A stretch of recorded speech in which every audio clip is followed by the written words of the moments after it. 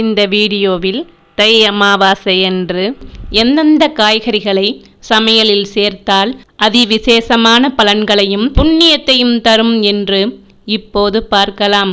பொதுவாக அமாவாசை என்றும் திதி என்றும் சமைக்கக்கூடிய காய்கறிகளை நம் புராண காலத்திலேயே வகைப்படுத்தி வைத்துள்ளனர். அமாவாசை என்றும் திதி என்றும் சமைக்கக்கூடிய காய்கறிகள் உணவுகள் என்று சிராத்த விதி ஸ்லோகம் உள்ளது. அந்த வகையில் அமாவாசை என்று பச்சரிசி சாதம், பயத்தம்பருப்பு சாம்பார் என்று செய்ய வேண்டும்.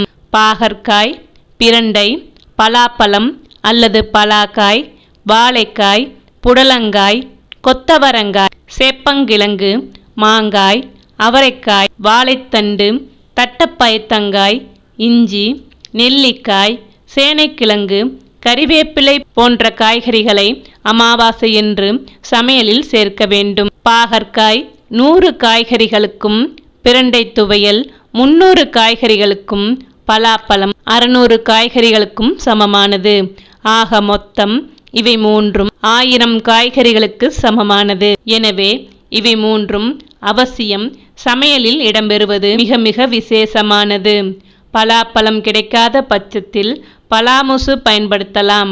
மீதம் 8 காய்கறிகளுக்கு வாழைக்காய், புடலங்காய் உட்பட அவரவர் விருப்பப்படி கூட்டு, பொரியல், சாம்பார் வைக்கலாம். உளுந்தினால் ஆன வடை செய்யலாம். சாம்பாரில் அவரைக்காய் சேர்த்த சாம்பார் அல்லது சேப்பங்கிழங்கு சேர்த்த சாம்பார் வைக்கலாம்.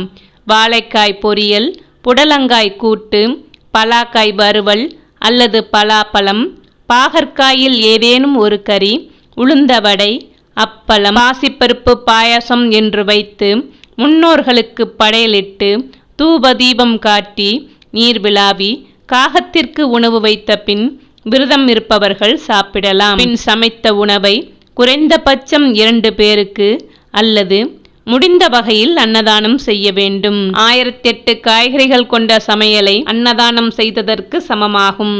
மேலும் அமாவாசையன்று கத்தரிக்காய், முருங்கைக்காய், வெண்டைக்காய், முட்டைக்கோஸ், உருளைக்கிழங்கு, கீரை, பூண்டு, வெங்காயம் போன்ற காய்கறிகளை தவிர்ப்பது நல்லது.